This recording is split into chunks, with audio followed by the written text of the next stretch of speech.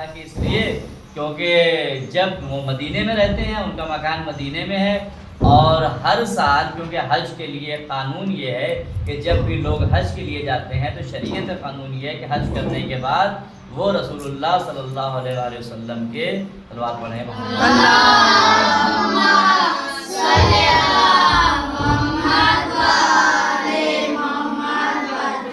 ان کے روضے پر ضرور حاضری دینے جاتے ہیں۔ کیوں؟ کیونکہ حج کا یہ ہے کہ حج کرنے کے بعد ہر حاجی کے لیے ضروری ہے کہ وہ ملاقات کرے کس سے؟ جو وقت کا معصوم موجود ہو، اس سے اگر اس نے ملاقات نہیں کی اور زیارت نہیں کی تو پھر اس کا حج نہیں ہوگا۔ تو کہا کہ لوگ اس لیے جب حج کرتے ہیں مکہ میں تو مکہ سے حج کرنے کے بعد مدینے جاتے ہیں۔ تو اب یہ کہتا ہے مامون رشید یہ کہتا ہے کہ اگر لوگ مکہ جائیں گے تو پھر ملنے کے لیے مدینے ضرور جائیں گے امام سے، اور جب ان سے ملنے کے لیے جائیں گے تو ظاہر ہے کہ ان کے چہرے اور ان کی باتیں اور ان کے انداز میں وہ اثر رکھا ہے کہ لوگ ان کے ہو جائیں گے۔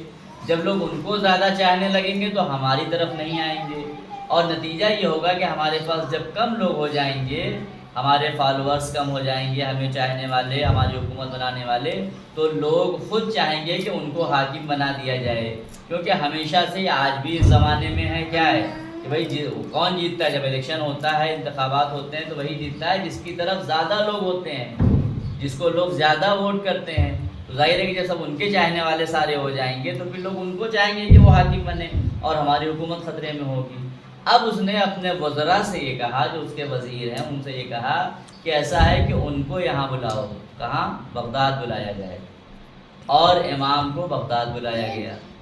اور اس کے بعد پھر وہ آخری حصہ جو ہے وہ یہ کہ خراسان میں آپ پہنچے اور سرزمین طوس پر تھے۔ کہا کہ انہیں یہاں بلایا جائے، مگر شرط یہ ہے کہ ان کو ایسے راستوں سے گزارا جائے کہ جن راستوں پر شیعوں کے مکانات نہ ہوں، ان کے چاہنے والوں کے گھر نہ ہوں، اور ان کو ایسے گھوڑے پر نہیں لے کے آیا جائے کہ لوگ انہیں پہچان لیں، بلکہ ان کے لیے کیا کیا جائے؟ کہا کہ ایک محمل یعنی کہ آپ نے دیکھا ہوگا ہمارے یہاں جب جلوس ہوتے ہیں، ہماریاں دیکھی ہیں آپ نے، تو بالکل اسی کو محمل کہا جاتا ہے۔ کہا کہ اونٹ کے اوپر ویسے ہی بنا کر کے محمل کے اندر انہیں چھپا کر کے لے کر کے آؤ، اور جن راستوں سے بھی گزرو وہاں کے لوگوں کو یہ اطلاع نہ ہو کہ یہاں سے کون جا رہا ہے۔ لیکن ان ساری چیزوں کے باوجود بھی جب ملک ایران سے گزر ہوا تو وہاں پر نیشا پور جس جگہ کا نام ہے، کہا کہ وہاں کے لوگوں کو یہ بات معلوم ہو گئی کہ امام علیہ السلام یہاں پر تشریف فرما ہیں اور آ رہے ہیں، آنے والے ہیں۔